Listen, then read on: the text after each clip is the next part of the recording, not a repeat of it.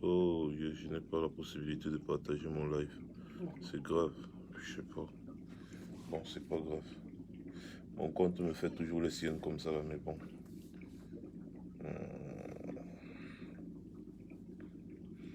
Je n'ai pas le choix, je vais faire avec.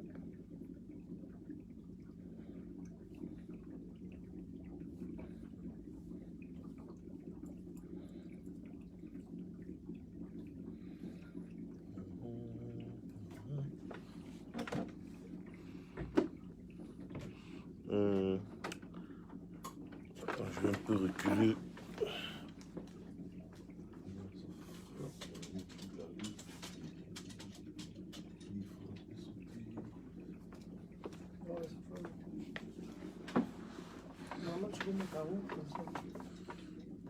Oui, laisse comme ça, c'est bon comme ça. Laisse comme ça, c'est bon comme ça.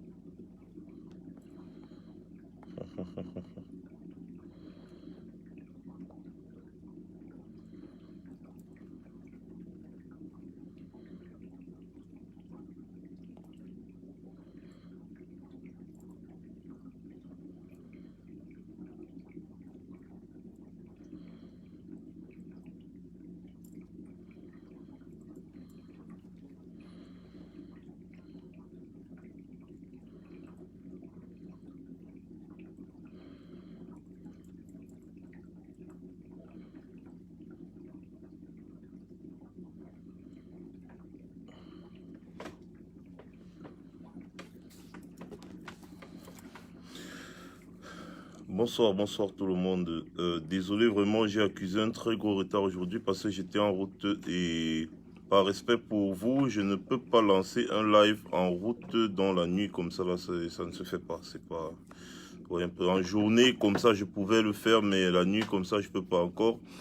Les heures de pointe, les embouteillages et tout ce qui va avec, voilà, je peux pas. Du coup, il a fallu que j'arrive à destination avant de lancer le live. Donc, on a 2 minutes maximum pour partager. On va rapidement parler de ce dont on doit parler ce soir. Et après,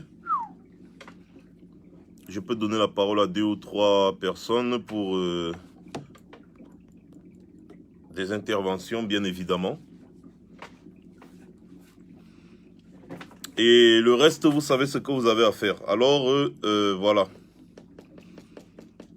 Je suis au studio. Il faudrait applaudir, apparemment, par rapport à ce qui se passe dans notre pays actuellement. Parce que vous avez tous vu la sortie, n'est-ce pas, du Parlement européen. Vous avez vu la sortie du Parlement européen, bien évidemment.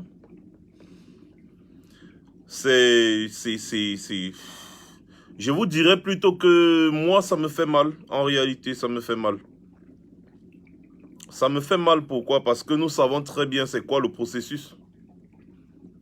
Nous savons très bien c'est quoi le processus. Nous savons très bien comment ça va se terminer si Paul Biya s'entête.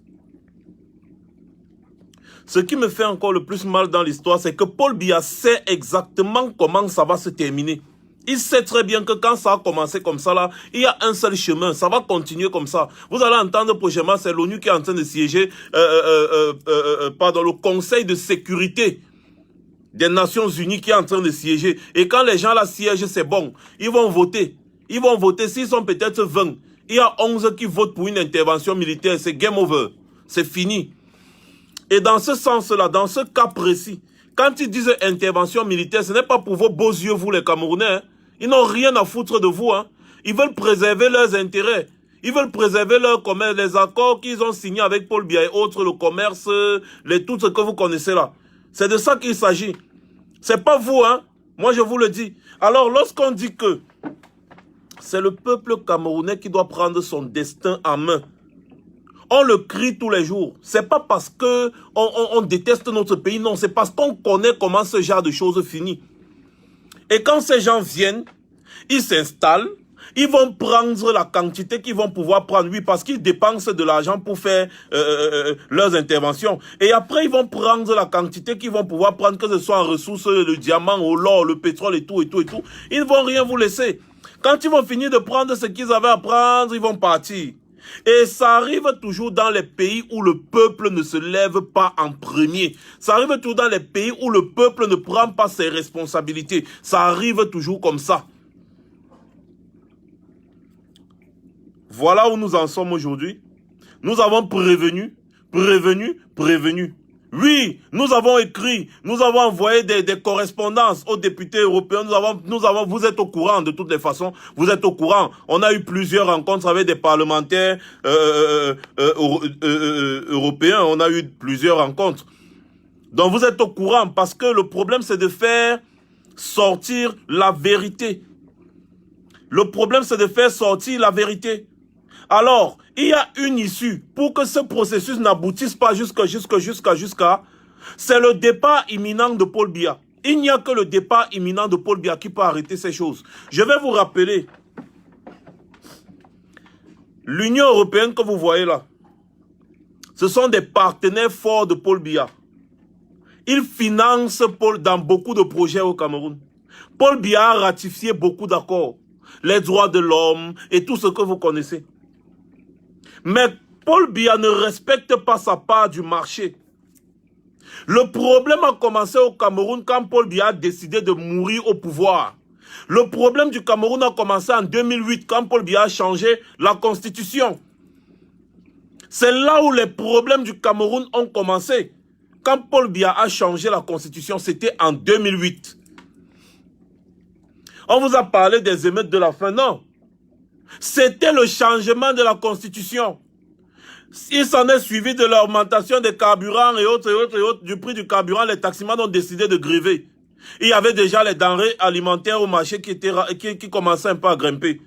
Les taximans ont grévé et ça a embrasé. Parce que les gens étaient exaspérés. Non, ce n'était pas la grève de la faim, ce n'était pas la famine. Moi, j'étais là. J'étais là. Ce n'était pas la famine qui poussait les gens dehors. Les prix étaient déjà montés. Mais il y avait un problème de changement de constitution. Parce que la constitution de 1987 prévoyait que 2004, c'était le dernier mandat de Paul Biya. C'était le dernier, il ne pouvait plus se représenter. 2011 arrivé à grands pas. Paul Biya, comme d'habitude, a modifié la constitution en 2008. Vous savez très bien que l'Assemblée nationale, c'est le RDPC. Donc quand les députés du RDPC votent déjà oui, personne ne peut plus dire non. Sur 180 députés, eux, ils ont plus de 100. Donc quand eux, ils votent oui, dès que Paul Biya écrit seulement aux députés comme ça, là, c'est voté oui, c'est fini. Voilà. Je ne sais pas si on se comprend. Donc c'est en 2008 que les problèmes du Cameroun ont commencé quand Paul Biya décidé de se maintenir. C'est-à-dire, il change la constitution, sur la limite, notamment l'article sur la limitation des mandats. C'est ça qu'il avait changé. Sur la limitation des mandats. Et ensuite, il devait se représenter en 2011. Parce que normalement, en 2011, Paul Biya ne pouvait plus se représenter. La constitution interdisait cela. Ils ont changé la constitution pour que Paul Biya puisse se représenter en 2011. C'est là où les problèmes internationaux du Cameroun ont commencé, en 2008. 2011, le gars dit qu'il a fait où c'était 60 combien, c'était 70 ou c'était 79%. Les chiffres soviétiques. Les chiffres soviétiques. Et de 2011 à 2018, le Cameroun a perdu 6 000 milliards. Quand je dis perdu, les gens ont volé 6 000 milliards de 2011 en 2018. Les gens, les amis de Paul Biya, tous ces gens qui ont manigancé pour rester au pouvoir, c'était pour voler l'argent des Camerounais. De 2011 en 2018, ils ont volé 6 000 milliards. Et ça, c'est ce qui a pu être constaté. Je ne vous parle pas des fonctionnaires fictifs. Je ne vous parle pas des surfacturations dans les marchés publics. Je ne vous parle pas des surfacturations. Oui, quand je parle des marchés publics, ça globalise tout. On parle du vol, donc l'argent que les gens ont volé comme ça, là, ils sont partis, ils ont volé, ils ont fui, ils ont volé 6 000 milliards. Presque une fois et demi le budget annuel du Cameroun. Parce que nous sommes dans les 4800 milliards. Et vous vous posez la question de savoir qui donne cet argent au Cameroun. Qui donne cet argent au Cameroun? Eh bien, ce sont les partenaires occidentaux. La preuve, Paul Biya ne vous dit pas qu'il vient de faire, il vient de prendre l'argent à l'Agence française de développement. 100 millions d'euros. Remboursable sur 25 ans.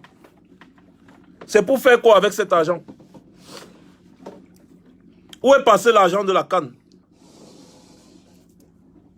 Où est passé tous les argents que les Chinois ont déjà investis au Cameroun, partout, ils ont déjà donné à Paul Biya, jusqu'ils sont en train de réclamer. Je vous dis, ça ne fait pas 3 jours. Ça ne fait pas, c'est la semaine passée en fait. La semaine passée. Il a pris 100 millions, il a signé pour qu'on lui donne 100 millions d'euros. 100 millions d'euros avec l'Agence française de développement. 100 millions d'euros. Pourquoi faire? Pourquoi faire? Le rôle d'un président de la République, c'est de subvenir aux besoins de la population. Et quand ce président échoue dans ce rôle, il est normal qu'on essaie de le remplacer pour mettre à la place quelqu'un qui peut faire ce que lui, il n'a pas pu faire. Mais ce que Paul Biya est en train de faire, c'est qu'il monopolise le pouvoir, il séquestre les Camerounais, il ferme leur bouche avec le canon des fusils. J'étais en train de vous parler des députés européens que vous avez vu intervenir là. Sachez que ces personnes ne sont pas dupes. Les téléphones portables que vous utilisez, ce sont eux. Les ordinateurs que vous utilisez, ce sont eux. Les armes à feu que Paul Biya utilise, ce sont eux. Les voitures que vous utilisez, ce sont eux qui fabriquent. Qu'est-ce que vous fabriquez? Rien. Donc ce sont eux qui donnent tout. Ça veut dire quoi? Ça veut dire que ces gens savent ce qui se passe au moment où ça se passe. Quand ils veulent prendre position publiquement, ils ont leurs enquêtes qu'ils ont menées au préalable, pardon. Ils ont mené des enquêtes avant. Il y a des plaintes. Ils ne viennent pas devant un parlement s'exprimer sur la base des plaintes. Non. Ils ont eu des plaintes. Ils ont eu le temps de mener des enquêtes. Il y a des journalistes indépendants. Il y a des espions. Des personnes qui sont spécialistes dans le renseignement. C'est-à-dire qu'au Cameroun, à l'heure où je vous parle, il y a plein de personnes spécialistes du renseignement qui envoient les informations en temps et en heure à ces personnes. C'est sur la base de ces informations récoltées sur le terrain que ces gens se prononcent. Et quand vous allez écouter les 2 seuls députés français, ça vaut la peine de le préciser, qui ont voulu défendre Paul Biya.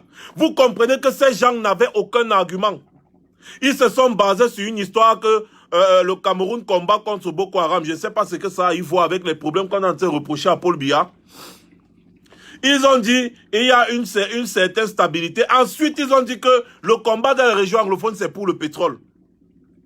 Vous avez vu qu'ils ont utilisé des faux arguments parce qu'en réalité, personne ne peut soutenir Paul Biya avec des vrais arguments. Il n'y en a pas. Ça n'existe pas. Il vous parle du combat de Boko Haram. C'est tout à fait légitime qu'un pays se batte contre le terrorisme. Ça a quoi à y voir avec le président? Donc c'est ça qui fait de lui un bon président parce qu'on combat Boko Haram. Si Paul Biya n'était pas là, on n'allait pas combattre Boko Haram. C'est ce que moi je veux savoir. Et c'est la question que je pose à ces députés-là. Si on avait un autre président, ça veut dire que Boko Haram allait embraser le Cameroun. Le président là devait avoir la légitimité de combattre Boko Haram. Tout comme Paul Biya a combattu Boko Haram. Déjà que Boko Haram là c'est très flou. On ne sait pas exactement qui est Boko Haram. Je vous rappelle que Kava Iré Djibril avait dit en pleine session parlementaire que Boko Haram est parmi nous. Et de plus, quand vous écoutez les propos de Paul Biya depuis son discours de fin d'année, là où il dit qu'il a créé le de réintégration des combattants, des ex-combattants de Boko Haram et des ambazoniens.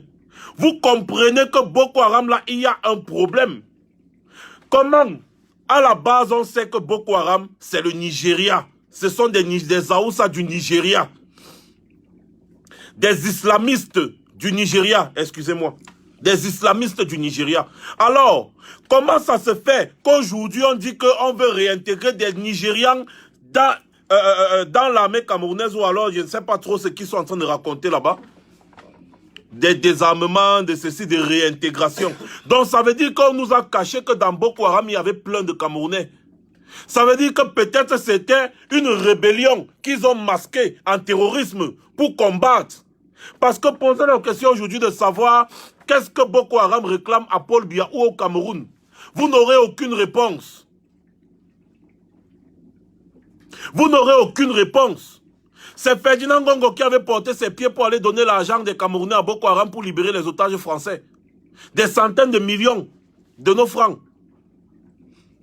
Alors, si Boko Haram ce sont les étrangers, qu'est-ce qu'ils réclament au Cameroun? Pourquoi Paul Biya crée une commission de désarmement et de réintégration? Il parle des combattants de Boko Haram qui peuvent être réintégrés. Depuis quand est-ce qu'on réintègre des terroristes internationalement reconnus? Depuis quand?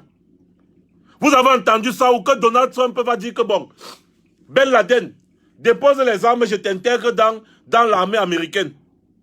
Ça n'a pas de sens. René Sadi a encore confirmé ça hier soir dans leur connerie qu'ils ont appelée communication gouvernementale. Sans emblème de la nation. Vous allez me dire qu'il y avait un drapeau qui était caché loin derrière. Je vous assure, messieurs, quand on fait un communiqué gouvernemental, le cadrage de la caméra doit montrer les emblèmes de la République. Mes chers frères, le cadrage, ça veut dire là où je suis là, actuellement.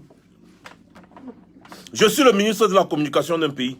Le drapeau doit être ici, en grand, c'est-à-dire en gros caractère. On doit voir les emblèmes de la nation. Allez voir la communication gouvernementale en France, aux États-Unis, partout. Le drapeau est là. On voit, on sait que non. Là, quand quelqu'un regardait la vidéo d'Emmanuel Sadi là, on disait que c'était le ministre de la communication de quel pays? Hein? On va nous dire qu'il y avait un drapeau qui était loin derrière, quelque part là où il y avait son fauteuil. Moi, j'ai vu le live, j'ai vu René Emmanuel Sadi loin là-bas devant. Il n'y avait pas de drapeau là où il était en train de parler. Le drapeau devait être là où il est en train de parler. En grand écran, on devait voir le drapeau. Quand un étranger regarde comme ça, c'est que bon, ça c'est le Cameroun qui est en train de parler.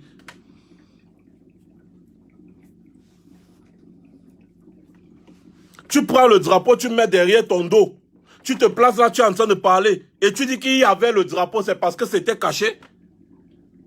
Mais si c'est pour la photo de Paul Biya, c'était en gros caractère. C'était en gros caractère. Je puis vous dire que René Emmanuel Sadi parlait au nom de Paul Biya, il ne parlait pas au nom du Cameroun ou des Camerounais. Parce que tout ce qui a été reproché au gouvernement usurpateur de Paul Biya, c'est la vérité. Les députés européens, là, ils ne s'expriment pas sur les bases je sais pas, des suspicions ou bien des plaintes. Ils s'expriment parce qu'ils ont des faits. Ils ont des faits. Qu'est-ce que Paul Biya a pu faire au Cameroun depuis? Donnez-moi une seule raison qu'un Camerounais peut avoir de voter Paul Biya. Avant, en 2004, on nous disait que c'était un homme de paix. En 2004, d'accord. Depuis 2011, il y a la guerre au Cameroun. Au niveau de Boko Haram, il y a la guerre et tout. Bon, d'accord. On disait que c'était pas une guerre voulue. Paul Biya, c'est le garant de la paix. C'est le garant de la paix. C'est le seul homme au Cameroun capable de garantir la paix. À 25 millions de Camerounais. C'est très étrange. Parce que un papa qui ne prévoit pas sa succession est un mauvais papa. C'est un mauvais papa. Un papa qui ne prévoit pas sa succession. C'est un mauvais papa. Paul Biya vous dit que ce n'est que lui qui peut diriger le Cameroun et personne d'autre. Ça veut dire que Paul Biya lui-même reconnaît l'échec. Il reconnaît l'échec. Sur 25 millions de Camerounais, il dit qu'il est le seul. Malgré son vieil âge, il est le seul à pouvoir amener le Cameroun sur le chemin de la paix, la liberté, les ceci, cela. Affirmation gratuite.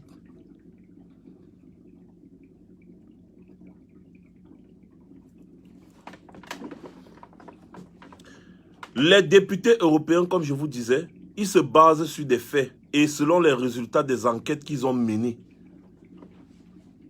Selon les résultats des enquêtes qu'ils ont menées et tout ce qu'ils ont reproché à Paul Biya, c'est avéré. Le problème anglophone part de l'arrogance, la preuve. Depuis que ce problème a commencé, Depuis qu'ils ont commencé à se plaindre, Paul Biya n'est jamais allé là-bas. Paul Biya n'est jamais allé là-bas. Il dit que c'est son peuple, mais il n'est jamais allé là-bas. Depuis qu'ils ont commencé à se plaindre, avant que ça ne devienne la guerre que c'est devenu là, Paul Biya a toujours été arrogant. Paul Biya était arrogant, il n'est jamais allé les rencontrer pour savoir de quoi est-ce qu'il s'agit. Il a toujours été arrogant. Et c'est son arrogance là qui a transformé cette histoire en guerre. Je vous rappelle, Issa Tiroma avait parcouru les plateaux télé pour dire qu'on ne donne pas la parole aux leaders anglophones. Parce qu'il ne voulait pas que les Camerounais sachent la vérité. Il ne voulait pas que les Camerounais sachent la vérité. C'est pour ça qu'ils ont interdit, ils ont dit que si tu donnes la parole à un leader anglophone là, machin, les sécessionnistes, je ferme votre télé.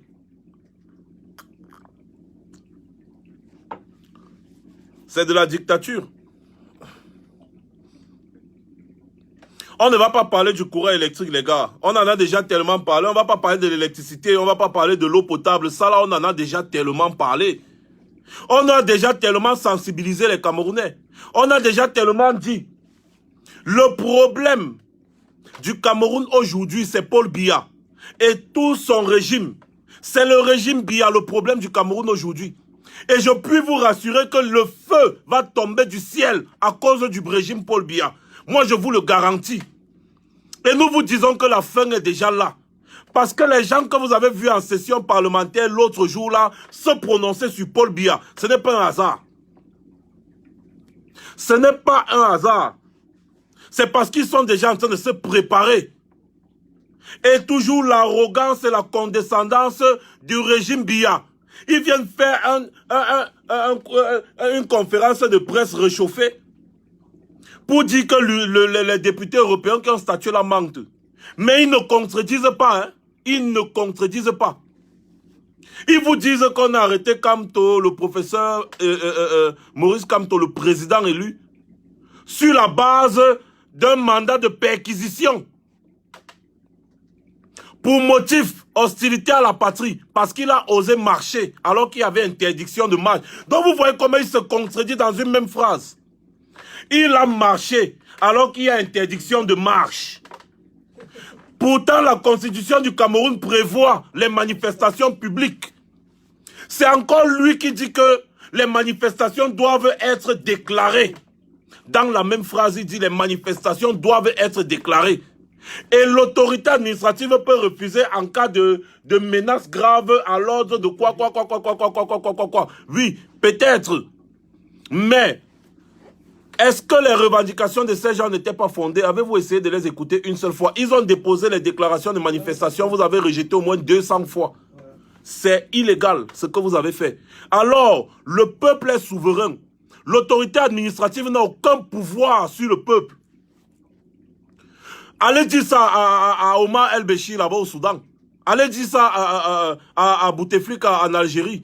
Que j'ai interdit que les Algériens marchent ou bien que j'ai interdit que les Soudanais marchent. Ils ont quand même marché, je vais tous les tuer. Ils sont tous condamnés, ils seront peut-être, ils encourent la peine de mort. Allez dire ça. Le peuple est souverain. Quand le peuple décide de marcher, il va marcher. Que même si l'administrateur civil dit non, non, machin, dit non, non. La Constitution est au-dessus de tout.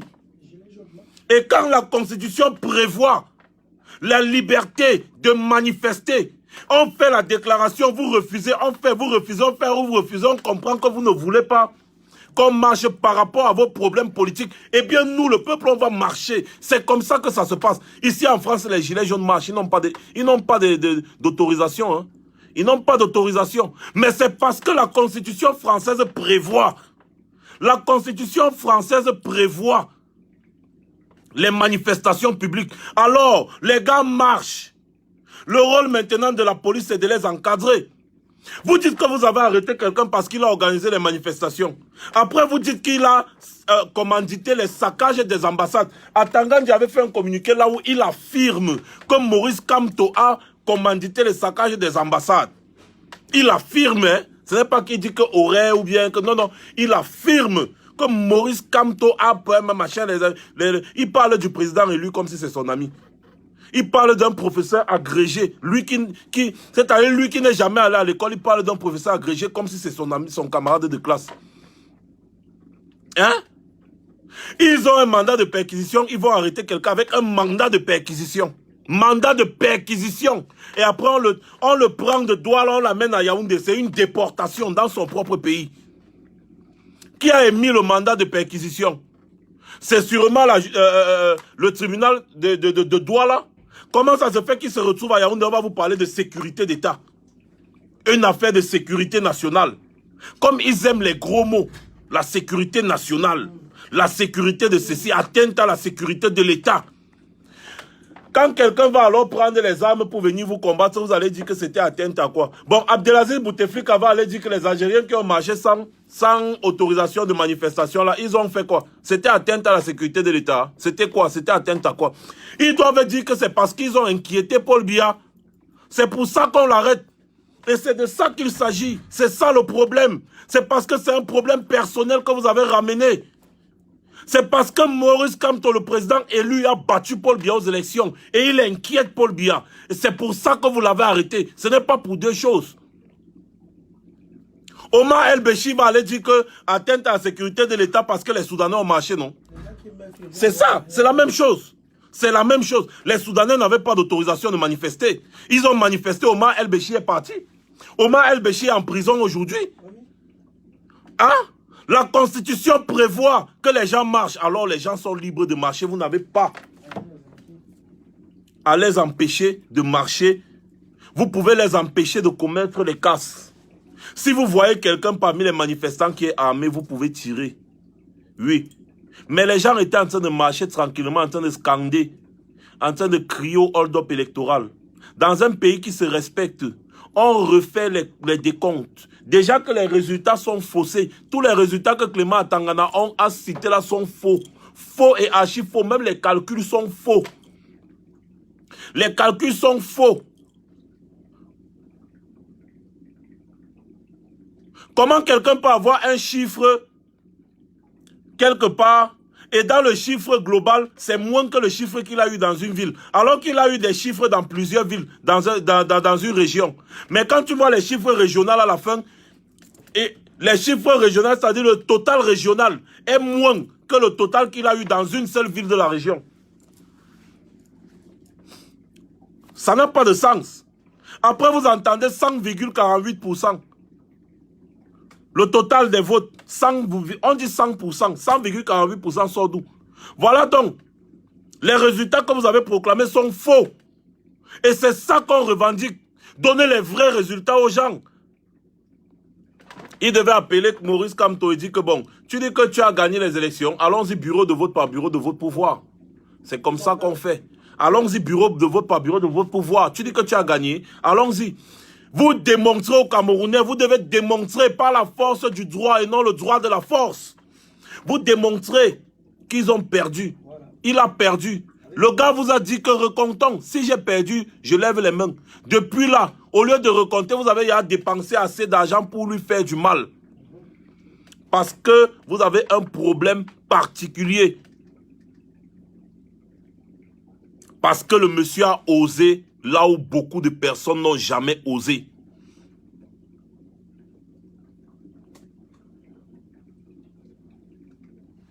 Voilà pourquoi ils ont arrêté le professeur Kamto. Ensuite, comme je disais, il accuse d'être le commanditaire des saccages des ambassades. Moi, je fais partie des personnes qui ont pris. C'est la prise des ambassades. Il ne faut pas mélanger les mots. La prise des ambassades parce que nous avons un seul président que nous reconnaissons. C'est le président élu. Jusqu'à preuve du contraire, parce que nous avons la preuve qu'il a gagné. Prouvez-nous le contraire. Nous avons la preuve. Nous vous avons présenté la preuve. Nous vous avons présenté les résultats départementaux, les résultats régionaux et les résultats nationaux. Nous vous avons présenté les résultats. Le professeur Maurice Kamto est le 3e président de la République du Cameroun. Il a gagné les élections. Ce n'est pas le on dit, c'est un fait et c'est avéré. Il y a les preuves. On vous a montré les preuves. On vous a montré les preuves. Apportez-nous les preuves du contraire. Parce que ce que Clément Atangana dit là-bas est faux et archi faux. Apportez-nous maintenant la preuve du contraire. C'est comme ça qu'on fonctionne. C'est comme ça qu'on fonctionne.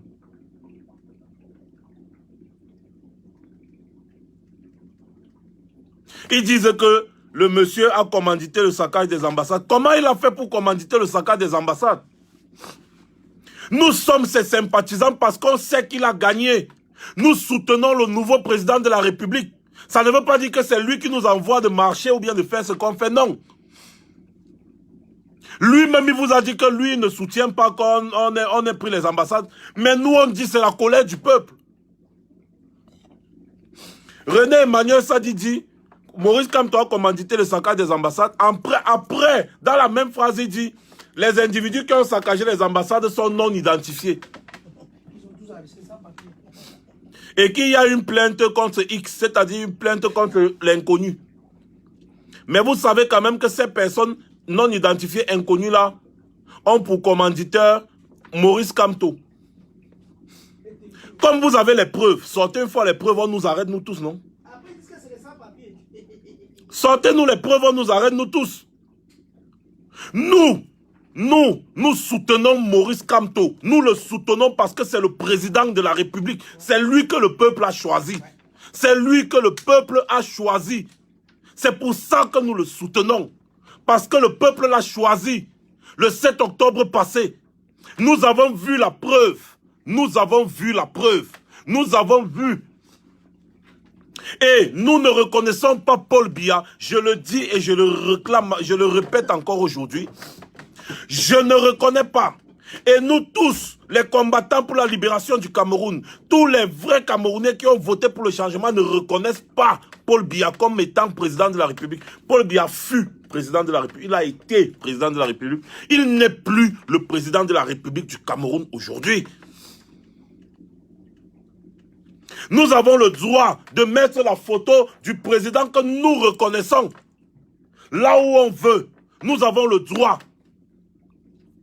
Alors, si nous avons soutenu le président de la République, celui qui a été élu le 7 octobre passé, ça ne veut pas dire que nous travaillons sous ses ordres.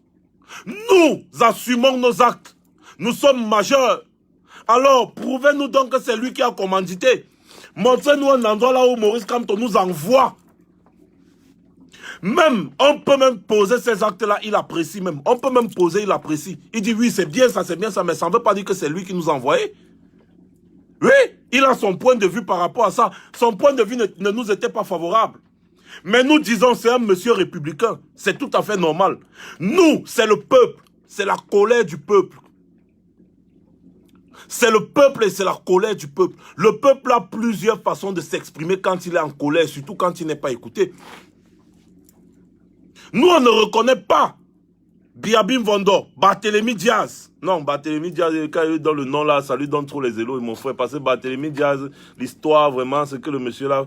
Paul Biya, Bim Vondo, le Crouillon, le Croumagnon, le Mansilapa, le Flibustier, le Kenguetier, l'arbre qui produit les Kengués. Paul Biya est un vieux croulant, un vieux mourant. Qu'est-ce qu'il peut apporter à 25 millions de Camerounais? Il est Bezamba, laissez-moi boire un verre d'eau. Il déteste son peuple. Parce qu'il ne veut pas laisser les enfants. Il ne veut pas laisser les enfants pouvoir. Paul Biya n'aime pas le Cameroun. Déjà, Paul Biya n'aime pas ses enfants. Combien de fois il va vous aimer, vous? Comment il va aimer le Cameroun? Quand vous voyez le nombre de personnes qui détestent Paul Biya aujourd'hui, vous pensez que Paul Biya, c'est-à-dire Paul Biya, c'est-à-dire si Paul Biya ferme l'œil aujourd'hui, que vont devenir ses enfants? Ses enfants auront même une place pour respirer sur cette planète. Est-ce qu'ils pourront respirer? Les enfants de Mobutu sont où? Les enfants de Bokassa sont où? Les enfants de Patassé sont où? Les enfants des personnes qui voulaient toujours s'imposer sont où aujourd'hui? C'est une façon de vous dire que Paul Biya n'aime pas le Cameroun. Et je vous ai toujours dit, posez la question à Ferdinand Gongo de savoir qui est Boko Haram en réalité. Qui est Boko Haram? Parce qu'il y a Boko Haram que nous tous on connaissait, mais le Boko Haram là s'est éteint. Parce qu'il y avait un combat. Aujourd'hui, il y a un nouveau Boko Haram que nous on ne connaît pas. Le Boko Haram, le Bill avait combattu, le Boko Haram s'est éteint, mais il y a eu un nouveau Boko Haram. Camerounais, Boko Haram camerounais, rappelez-vous bien.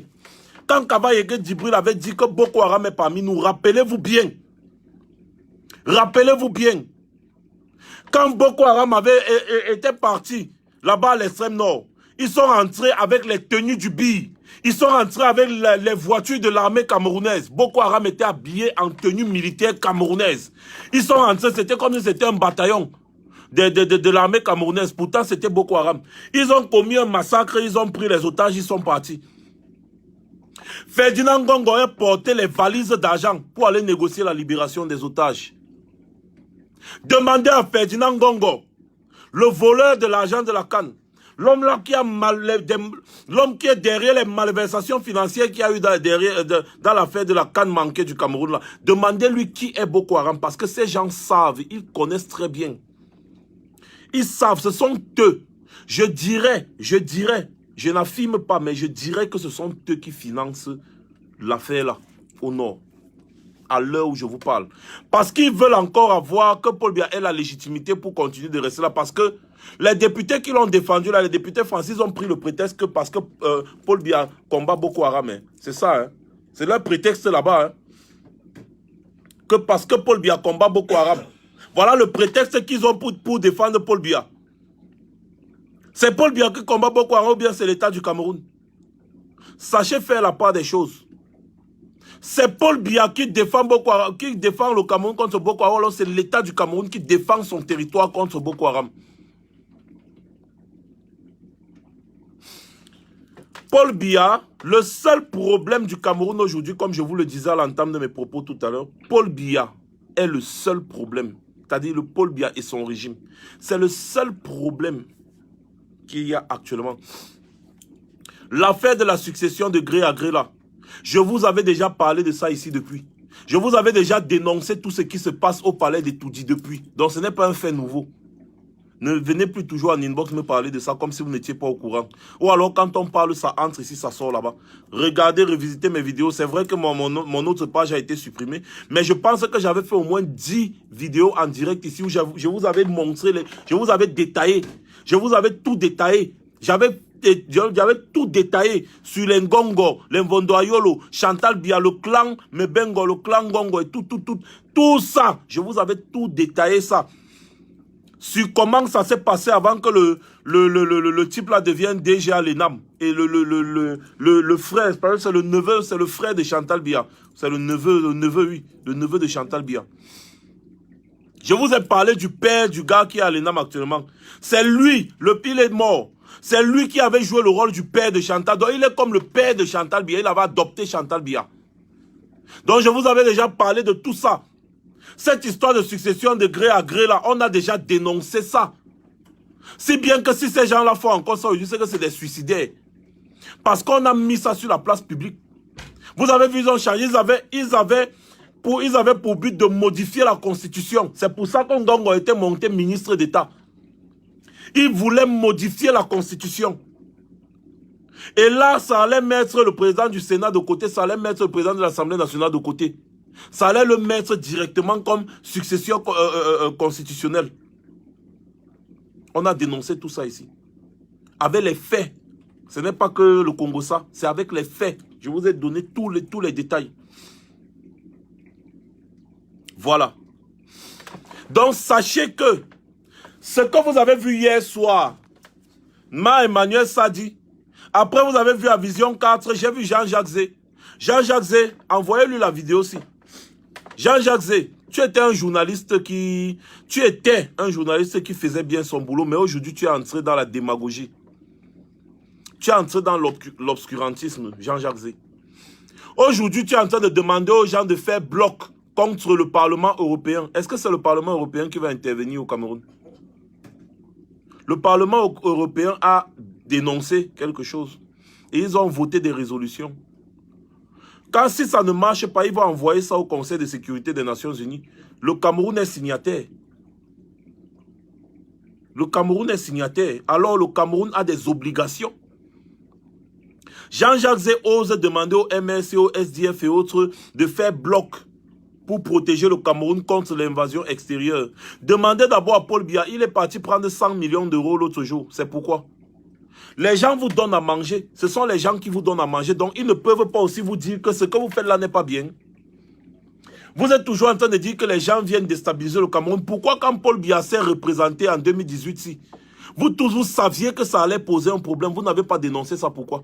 Pourquoi vous n'avez pas dit que non, faisons bloc que Paul Biya ne se représente pas? Pourquoi vous n'avez pas dit ça? Que faisons bloc que Paul Biya ne se représente pas parce qu'il est déjà assez vieux et il n'a rien apporté au Cameroun. Vous les journalistes, vous avez des enquêteurs, vous avez des gens, vous avez tous les détails sur le fonctionnement du Cameroun. Donc vous êtes mieux placés que nous, puisque vous êtes là pour nous informer, vous êtes mieux placés que nous pour savoir quel est le bilan de Paul Biya depuis 36 ans. Vous avez été complices. Vous avez dit non, la Constitution ne prévoit pas la limitation des mandats. Vous avez oublié de dire aux Camerounais que c'est Paul Biya qui a modifié cette Constitution. Vous avez oublié de dire cela. Mensonge voilé, derrière une certaine vérité. La vérité est que la Constitution d'aujourd'hui ne prévoit pas la limitation des mandats, mais la Constitution que Paul Biya a modifiée en 2008 prévoyait la limitation des mandats. Vous n'avez pas demandé aux Camerounais de faire bloc. Au moment où il y a eu l'affaire de hold-up électoral qui a déferlé, qui est sorti partout là. Vous n'avez pas demandé de faire bloc contre ceux-là, les Atangandi et consorts qui voulaient à tout prix le hold-up. Vous n'avez pas demandé de faire bloc pour réclamer le recomptage des voix. Vous n'avez pas demandé parce que vous pensiez que le Cameroun vous appartient. Aujourd'hui, tu viens te placer devant votre vision caca. Tu dis, il faut que tout le monde fasse bloc pour que les gens là n'interviennent pas. Parce que quand il dit que quand il y a un problème entre deux personnes dans une maison, on doit tout faire pour que la troisième personne qui est le voisin n'intervienne pas. Quand le voisin veut intervenir, on doit d'abord se mettre ensemble, on chasse le voisin. Après, quand le voisin est parti, on continue nos choses. Dieu. Dieu. Donc je vais être dans la maison, je vais taper mon frère, le taper jusqu'à vouloir le tuer. Prendre le couteau, le poignarder, le voisin ne va pas venir intervenir. N'est-ce pas? C'est vous qui appelez le voisin. Vous savez très bien pourquoi les Occidentaux veulent intervenir au Cameroun. C'est parce que tout le monde est exaspéré par Paul Biya. Vous le savez pertinemment. Dans le monde entier, personne ne veut plus traiter avec Paul Biya. Le Cameroun aujourd'hui est le pays en Afrique où on demande aux gens de ne plus investir. Les gens ont dit aux gens de ne pas investir. D'autres pays même, comme l'Allemagne et autres, ils demandent à leurs citoyens de ne pas aller au Cameroun. À l'heure où je vous parle. Vous pensez que ces gens-là, ils sont contents aussi de voir comment leurs économies, leur business qu'ils ont là-bas au Cameroun, c'est en train de s'envoler? Le Cameroun a déjà perdu combien de milliards? Le Cameroun perd près de 64 milliards par mois dans le problème anglophone. Près de 60 milliards par mois, c'est 6 milliards ou c'est 6 milliards par mois, c'est 60. C'est 6 milliards, je crois, 6 milliards par mois. Je me rappelle même plus bien du chiffre que je regarde encore ça. Ça doit être 6 milliards par mois dans le problème anglophone. Si Daniel et Sissi Maïla peut me donner le vrai chiffre. Vous pensez que ça les arrange? Quand il y a beaucoup de réfugiés qui ne font qu'à fuir là-bas chez eux, à cause d'un Toto qui est au pouvoir depuis 36 ans, il ne veut pas passer la main, ça les arrange de s'afficher avec un dictateur. Combien de personnes ont déjà invité Paul Biya depuis qu'il y a les événements là? Vous avez vu le sommet de la paix. Macron a osé inviter Paul Biya. Nous avons dit à Macron, mon ami, tu tentes Paul Biya oral, mais Paul Biya ne va pas partir d'ici entier. Macron a encore appelé que, hey, monsieur, ne viens pas, ne viens pas. Personne ne veut s'afficher avec Paul Biya. Paul Biya s'est affiché avec un chef d'État. Paul Biya s'est affiché avec un chef d'État. Même en Suisse, là-bas, je vous dis, les députés suisses ont déjà demandé les comptes au gouvernement suisse. Hein. Ils ont déjà demandé les comptes même à l'hôtel intercontinental là-bas que, mais... Ça veut dire quoi avec cette histoire de Paul Biya? Paul Biya, tout le temps, on nous casse les oreilles là. Tout le monde ne veut plus s'afficher avec Paul Biya. Personne ne veut s'afficher avec Paul Biya. Vous pensez que ça les arrange?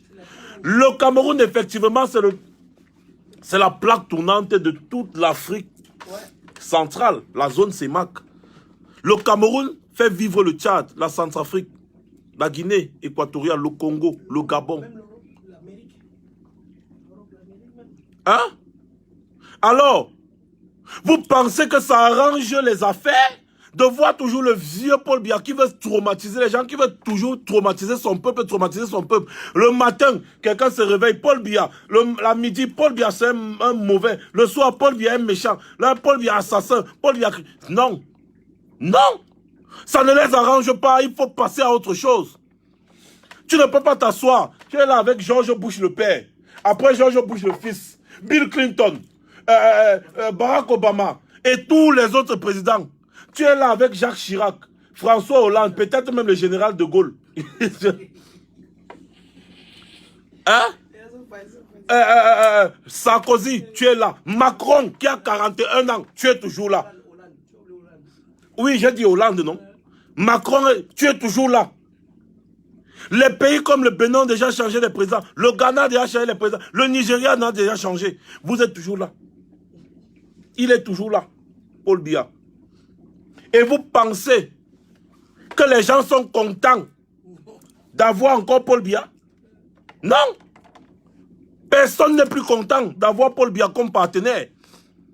Personne. Je dis tous les partenaires. Le principal partenaire du Cameroun, le principal partenaire financier du Cameroun, c'est l'Union européenne.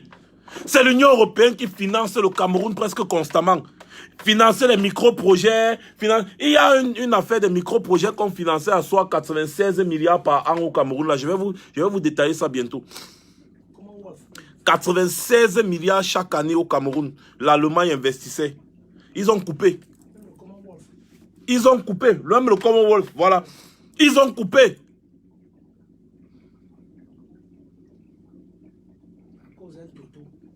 Personne ne veut plus s'afficher avec Paul Biya. Paul Biya est là-bas au Cameroun. Il est déjà là comme ça. Là. Il est sick. Paul Biya ne peut plus sortir du Cameroun parce que personne ne veut s'afficher avec lui. Paul Biya est persona non grata. Vous ne comprenez pas quoi. Le problème aujourd'hui, c'est que si le peuple continue de le laisser, c'est les autres qui viendront régler ce problème à notre place. Oh. Et quand les autres là viennent, vous-même vous savez. Vous-même vous savez. On a dit non, vous savez comment ça finit souvent. Comportons-nous comme l'Algérie. Comportons-nous comme les Soudanais. Comportons-nous comme un peuple digne. L'argent que Paul Biya dépense avec ses amis, c'est notre argent. De 2011 à 2018, ils ont volé 6 000 milliards. On ne va pas compter les détournements, on ne va pas compter les surfacturations qu'ils font et machin, non. Vous pensez que qui va venir sauver le Cameroun? Si ce n'est pas nous. Qui viendra sauver le Cameroun à notre place? Voilà pourquoi je vous dis que nous avons les cartes en main. Le 18 mai, parce que beaucoup de personnes ont voté cette date et je pense que c'est une bonne date, le 18 mai. Le 18 mai, ici en Europe, ce sera la totale. On veut au moins 100 000 personnes dans les rues de Paris le 18 mai. Et on peut le faire. Avec ça, ce sera le coup de grâce. Ce sera le coup de grâce. La France est le seul pays encore qui maintient Paul Biya. Le seul. On peut faire partie, on peut entrer dans l'histoire. On peut écrire l'histoire de notre pays d'une autre façon. La France est le seul pays encore qui soutient Paul Biya parce qu'ils ont leurs accords coloniaux et tout que vous connaissez. Donc si on se réunit ici, à Paris, toutes les diasporas, 100 000 Camerounais, nous sommes des millions dans la diaspora, 100 000 c'est rien. Mais le problème c'est la force du nombre. 100 000 Camerounais ici, devant l'Arc du Triomphe ou bien devant le Quai d'Orsay ou même devant le palais de l'Élysée. On campe là. On dit qu'on veut le départ de Paul Biya, sinon vous nous tuez nous tous. La France ne peut pas porter la mort de 100 000 personnes sur le dos. La France sera obligée de désavouer Paul Biya en public. Et je puis vous rassurer que si la France désavoue Paul Biya en public, c'est mort, c'est fini, c'est game over. Paul Biya est mort le même jour. J'ai dit le même jour, il est fini. Alors, tout ce qu'on vous demande, c'est de vous lever, de porter vos pieds, prenez votre petit pique-nique, même pour 2-3 jours, et venez. On va camper. On va faire le camping. Le camping, on va camper. C'est l'été, il fait chaud. Il fait chaud. Il fait déjà chaud. On sort, moi je sors en démembré, maintenant il fait chaud. Donc, avec les bougies, avec tout, la nuit on allume les bougies, on soulève. Le monde entier va nous filmer. Le monde entier va nous... Je connais les gars de NN et consorts, tous ces gens-là, ils vont nous filmer. Macron va se prononcer. Il va dire non, non, non, non, non, arrêtez. Moi, je ne suis pas Paul Biya. Non, non, non, non, non. Recomptage des voix ou quoi. Je vous assure que si on réussit ce coup, on entre dans l'histoire. On entre dans l'histoire. Hein. Je vous dis toujours, nous pourrons mourir pour quelque chose. Nous allons mourir. Tôt ou tard, nous allons mourir. Mais, il faut mourir pour quelque chose. Il ne faut pas mourir comme un idiot. Comme François Ateba, par exemple, le jour qu'il va mourir. Des gens vont boire, ils vont manger 3 jours plus tard. On va dire, Aouya, une semaine, on l'aura déjà oublié. François Ateba, là, qui me dit, ils vont me finir. Finissez-moi, ne restez pas mourir. Nous tous, nous sommes des cadavres ambulants. Tu as compris? Si tu ouvres ton ventre, là, tu vas voir les pourritures, les asticots, les vers qu'il y a dans ton ventre. Toi-même, tu vas attraper la WC, tu vas encore mourir encore. Tu vas mourir. Tu vois un peu? Finissez-moi, mais restez vivre éternellement, François Ateba. Le jour que tu vas mourir, on va boire le matin, les gens vont boire le matango, ils vont manger le porc, ils vont t'enterrer, ton cadavre va pourrir. Une semaine plus tard, c'est bon. Ils vont dire, Aouya, 2 jours, 3 jours, Aouya, une semaine plus tard, personne ne va plus se souvenir de toi. Mais moi, je veux qu'on se souvienne de moi. Je veux qu'on se souvienne de moi comme étant quelqu'un qui s'est battu pour son pays. Parce que j'en ai marre de voir les enfants de mon pays mourir. Pourtant, notre pays a un potentiel. C'est difficile pour vous de comprendre. Le pays le plus beau de l'Afrique. Le Cameroun est le pays le plus beau de l'Afrique. Un pays qui a une diversité incroyable. On ne trouve ça nulle part sur cette planète. Avec toutes les ressources naturelles qui vont avec. Le Cameroun devait normalement être le premier pays le plus visité de cette planète. Parce que nous avons tous les climats. Nous n'avons pas, la neige qu'il y a ici, là, et tout.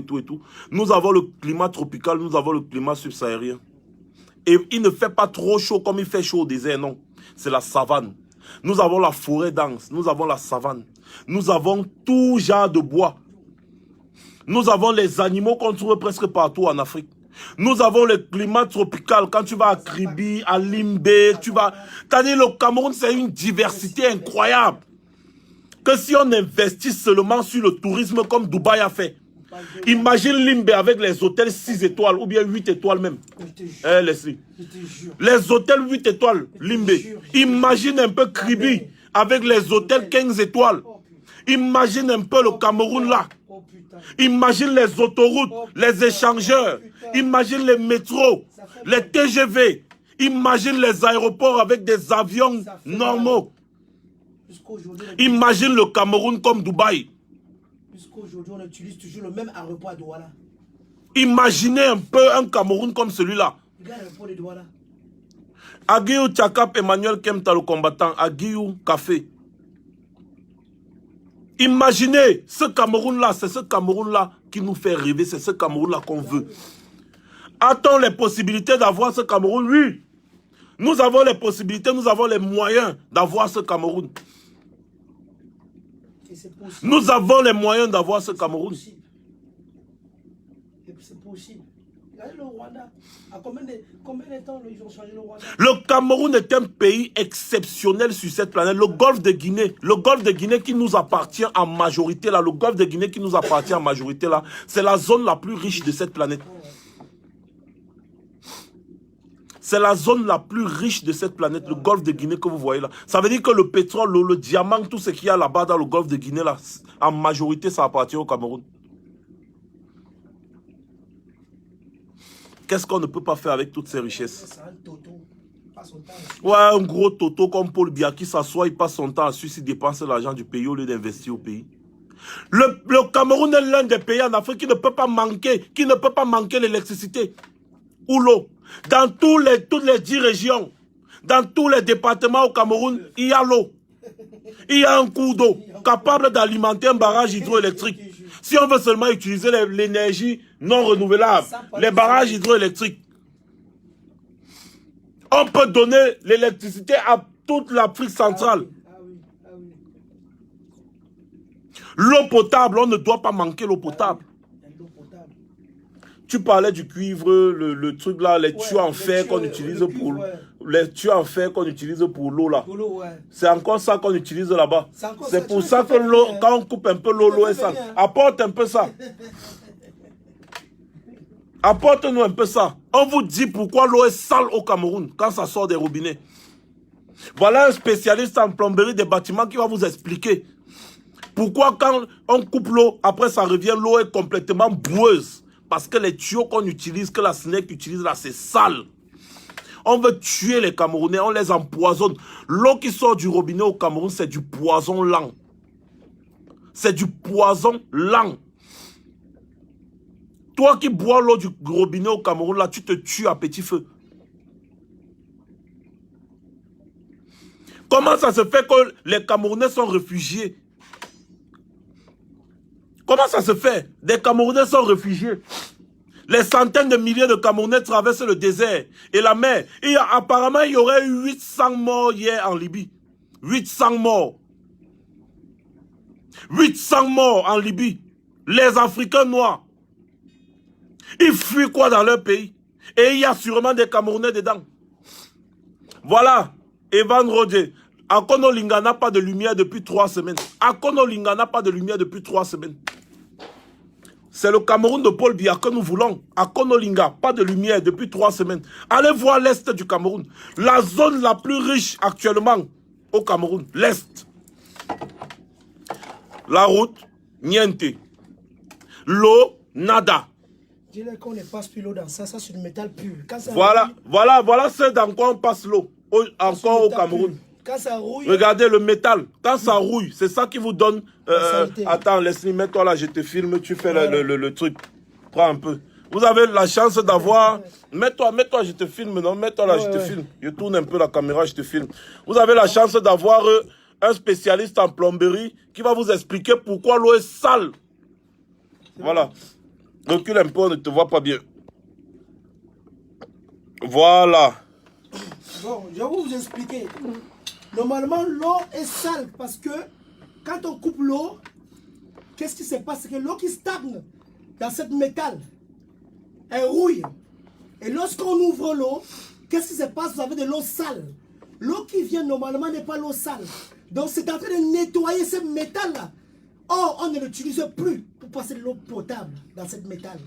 Cette métal, on l'utilise pour passer par exemple de l'eau pour les pompiers, ce qu'on appelle une colonne sèche, pour éteindre le feu, vous savez, pour les immeubles. Alors, je vais vous expliquer. Voici les tuyaux qu'il faut utiliser. Ici en Europe, on utilisait ça. Du PR, c'est du plastique, même en Chine. Ça ne rouille pas. Et on peut le plier, on peut le tordre comme on veut. C'est là où on passe de l'eau. Et quand on passe de l'eau dans ça, c'est potable. On peut boire. Il y a aussi ça qui s'appelle du polythérène. C'est aussi du plastique aussi. Ça ne rouille pas. C'est très important. Il y a une autre façon aussi de faire. On peut utiliser aussi ce qu'on appelle du laiton. Ça, c'est du laiton. Celui-là ne rouille pas. C'est comme les chaînes que nous mettons souvent sur le cou. Ça ne rouille pas, c'est important. Quand on passe de l'eau dans ça, l'eau est potable. Et ça ne donne pas la maladie. Vous comprenez? Le problème du Cameroun, c'est quoi? Ça, il faut tous les virer dans le système. C'est ça qui tue les Camerounais. Et ça, je vous dis une vérité. Le gouvernement camerounais sont au courant. Ils sont au courant. Mais ils ont volé tout l'argent. Ils ont volé tout l'argent. Ils ne peuvent plus remplacer les trucs. Vous imaginez qu'au Cameroun, on utilise encore des métaux comme ça? Il y a encore des robinets comme vous arrêtez, tu te rappelles? Oui, il y a encore les robinets comme ça au pays. C'est pas bon du tout. Voilà ce qui conduit l'eau au Cameroun aujourd'hui encore. En 2019. Il faut tous les virer. On n'utilise plus ça. Ou on utilise du laiton comme ça, ou on utilise du cuivre. Je vais vous montrer du cuivre aussi. Ils doivent connaître. Voilà le Cameroun. Il y a un cuivre. Ou on utilise aussi du cuivre. Vous devez bien connaître du cuivre. Ça, c'est du cuivre. Ça, c'est un bon métal aussi pour la conduite d'eau. Et là, on n'aura pas de problème. Voilà le problème du Cameroun. Et quand Marx parle comme ça, c'est très important. C'est pour sensibiliser les Camerounais. Même ceux qui sont en train de construire au pays, n'utilisez plus ces métaux-là, c'est interdit. Ce n'est pas bon ça. Les gars, ça va vous finir. Et nous ne voulons pas que les gens meurent au pays. Voilà pourquoi on fait des vidéos comme ça. C'est très important. À toi, mon frère. Voilà, merci Leslie. Ouais.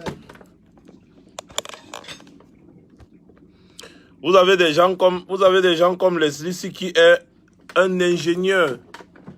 C'est un ingénieur, hein, et un ingénieur formé ici en Europe qui fait les installations de la plomberie, c'est ça, non? Ouais, dans les bâtiments. Ouais. Vous allez, ceux qui connaissent Paris ici, vous allez le connaître. Parce que la majorité des bâtiments, les logements que vous voyez partout, là, c'est lui. C'est lui. On laisse tous les Français, c'est lui qu'on appelle. Parce que c'est un génie. C'est un génie. Nous avons des génies dehors. Dernièrement, je vous parlais de l'Allemagne. J'ai un ami en Allemagne qui construit des ponts. Les grands ponts que vous voyez là, les grands ponts que vous voyez là, les viaducs et consorts. Je crois que c'est comme ça qu'on appelle. Un Camerounais. C'est un Camerounais. Il emploie des Allemands. C'est un Camerounais. La majorité des marchés de construction de ponts en Allemagne, c'est lui qui les gagne. Je connais un autre gars toujours en Allemagne là-bas, qui est spécialiste dans les voitures. On ne parle plus de mécanique là-bas. Ça, donc c'est un autre domaine. C'est un autre domaine. N'en parlons plus aux États-Unis. Les chirurgiens plastiques même. J'ai dit chirurgiens plastiques, donc les gars qui retirent ton visage, ils mettent un autre visage. Les Camerounais. Un pays béni comme ça. Des Camerounais en Angleterre, partout. Il y a des Camerounais qui ont les compétences.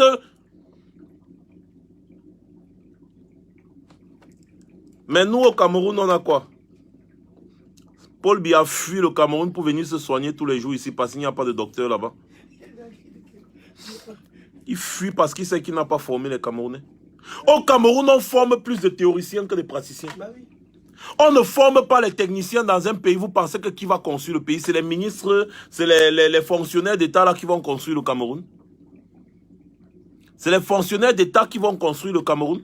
C'est les ingénieurs qui construisent un pays. Bah oui. C'est des ingénieurs, c'est-à-dire c'est des gens formés, les techniciens. Ce sont eux qui pensent et qui construisent. Vous passez le temps à l'école, j'ai la licence, j'ai le master, j'ai le doctorat, j'ai le quoi. On te demande en quoi? Il te dit en lettres. J'ai la licence en droit, en lettres, en ceci, en cela. Les théoriciens, c'est ça que Paul Biya a choisi pour les Camerounais là-bas. Trouver des praticiens, c'est difficile. Est-ce qu'on forme même les gens?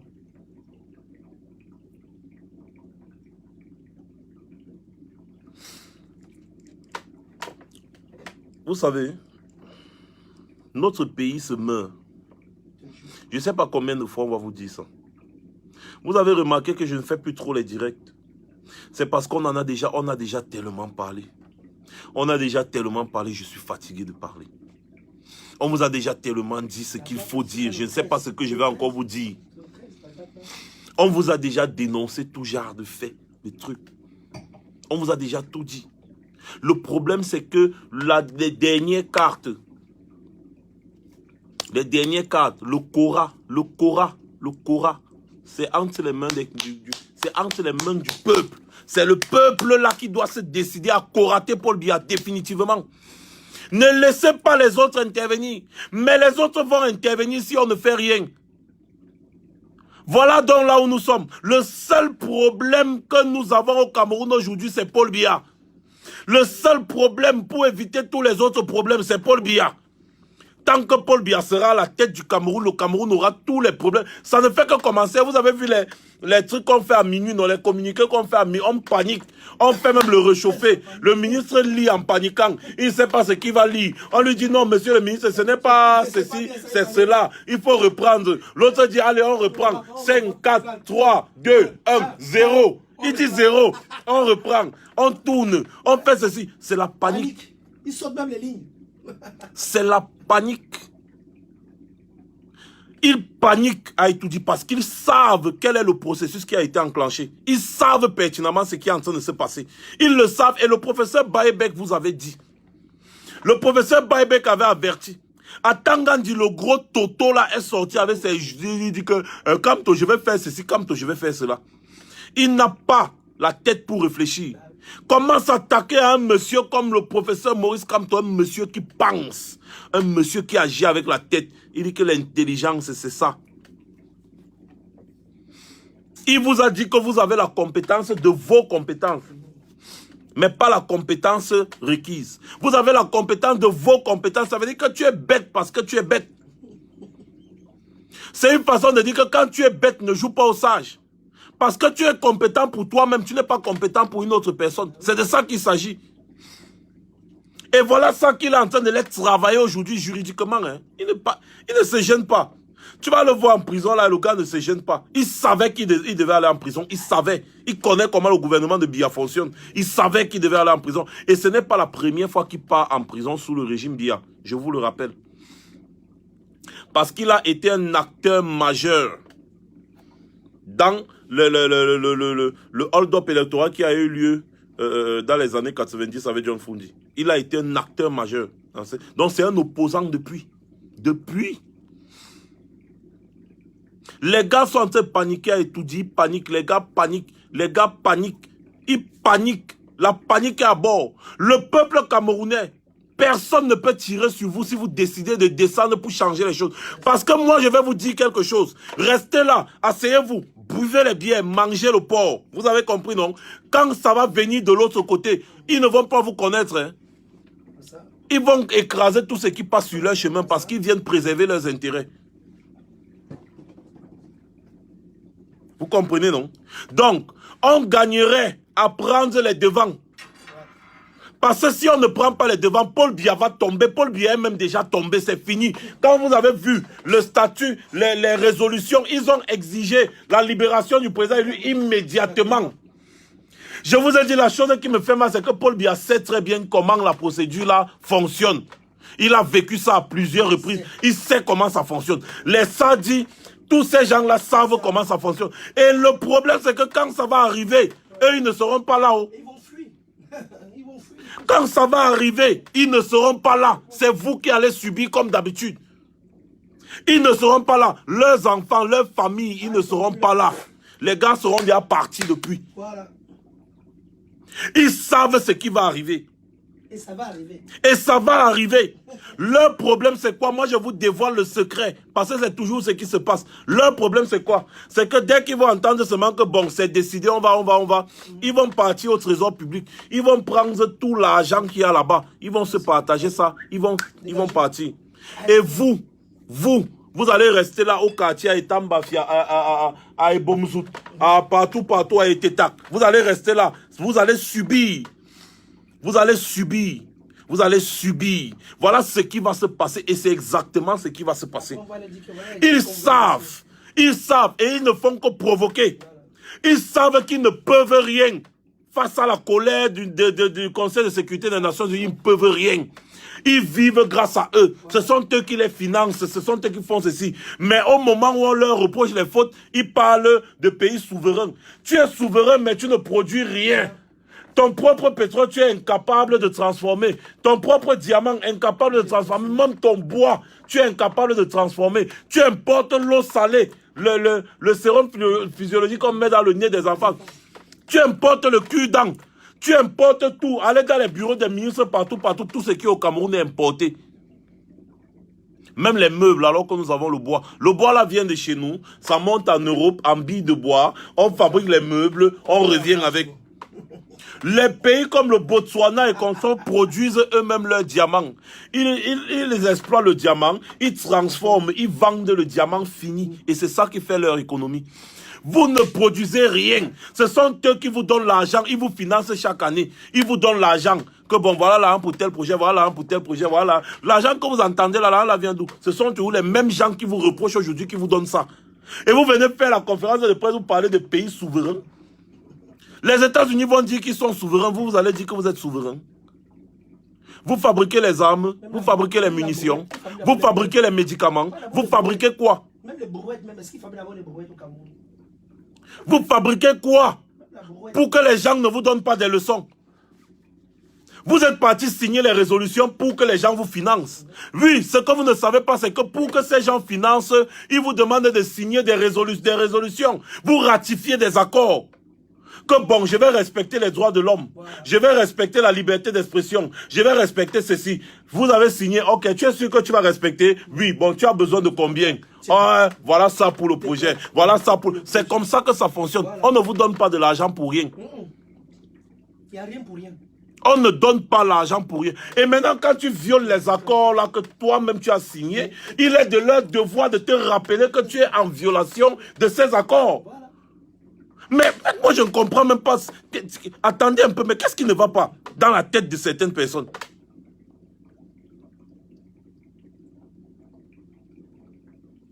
Qu'est-ce que... Bref, les gars, vous savez, je ne vais pas mettre long. Je vous ai dit ce que j'avais à vous dire. On va organiser les marathons de direct. Vous avez remarqué que je ne suis pas à la maison, je dois me dépêcher pour partir. Je voulais même prendre des gens, mais j'ai trop bavardé. Je n'aime pas souvent trop bavarder comme ça, mais j'ai trop bavardé. Je voulais prendre des gens, mais je ne peux plus. Je dois partir parce que je ne suis pas à la maison. Je vais juste vous rappeler que le 18 mai, mettez ça dans vos têtes. Et n'écoutez pas les ondits, les racontages des gens. Le combat, s'il n'appartient à personne, ça appartient au peuple camerounais. Donc le 18, préparez-vous, nous avons un mois pour nous préparer. Les comités d'organisation, mettez-vous en place pays par pays.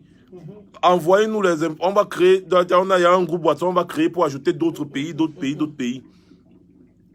On va mettre un comité d'organisation en place. Nous avons une réunion d'urgence jeudi. Après la réunion d'urgence de jeudi, le comité d'organisation sera mis en place et on va engager le processus du coup de grâce. Parce que si tout se passe bien, ce sera le coup de grâce. Sauvons notre pays. J'ai envie de voir Leslie ici au pays en train de nous former des gars dans le truc des bâtiments pour installer le système hydraulique dans les bâtiments. J'ai envie de voir des gars nous sortir. Je ne veux plus qu'on aille prendre les totos qui vont venir nous fabriquer les ponts comme on a vu le pont du Vouri là qui est là. Le pont est comme si c'est le pont sous l'eau.